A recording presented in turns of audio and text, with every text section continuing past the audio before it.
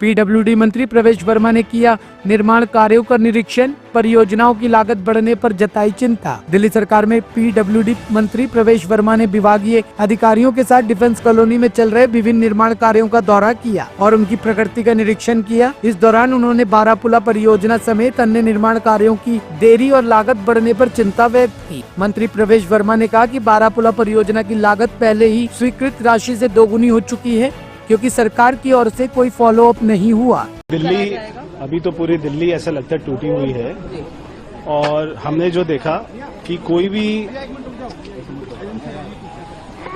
सरकार का follow up नहीं होता था।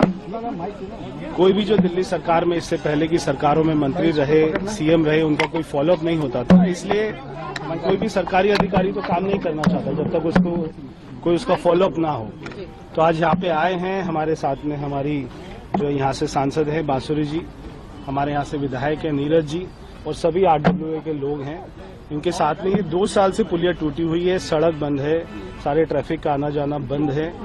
इसलिए हमने इनको तुरंत ही अधिकारियों को बुलाया इसका टेंडर करवा के और होपफुली अप्रैल में हम इसका यहाँ पे नारियल फोड़ देंगे, काम शुरू कर देंगे। अरे ये जो रास्ता है सर बिल्कुल पास में है, यहीं से दूसरा नंबर है यहाँ। सर आप लगातार रोड पे हम रिव्यू कर रहे हैं रोड्स का, क्या डेडलाइंस भी दे रहे हैं साथ साथ की कब तक डेडलाइन रहेगी? देखिए अभी मैं एक बात बता दूं, जैसे बारापुला, ये अगर आप यहाँ से सीधा देखेंगे तो ये बारापुला की तरफ में आगे जाता है।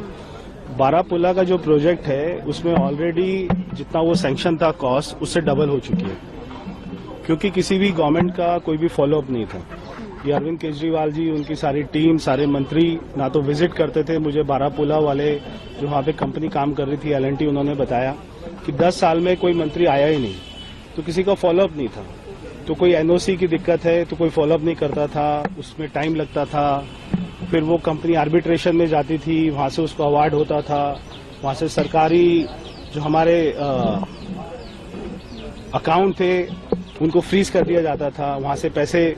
तो ऐसे हर प्रोजेक्ट को देखेंगे तो डबल उसकी कॉस्ट हो गई है। तो हम ये इंश्योर करेंगे कि सारी NOC हमको टाइमली मिले और अगर वो 100 करोड़ रुपए का पास होता है तो वो 100 करोड़ रुपए में ही बने, उसको 200 करोड़ रुपए में नहीं लेके जाया जाए।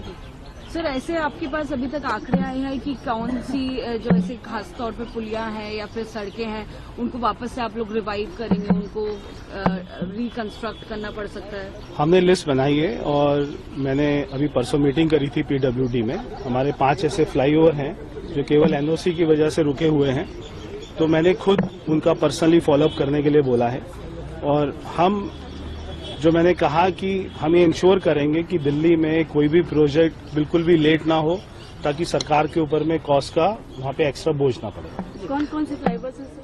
आपको बता रहे 5 फ्लाईओवर्स। एक तो बारापुला ही है, एक ITO टनल है जो वहाँ पे टनल है, एक उसका नया रूट बनना है। हम आपको पूरा लिस्ट देंगे। सर आज डिस्कशन होनी है विधानसभा में CAG रिपोर्ट पर। आज कौन सी रिपोर्ट पेश है?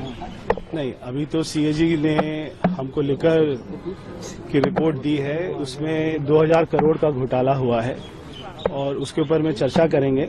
ये 2000 करोड़ रुपए में दिल्ली में कितनी सड़कें बन सकती थी, कितने फ्लाईओवर बन सकते थे, कितने स्कूल कॉलेज बन सकते थे, मगर ये पैसा अरविंद केजरीवाल ने कहां पर लगाया, इसकी भी जांच करेंगे।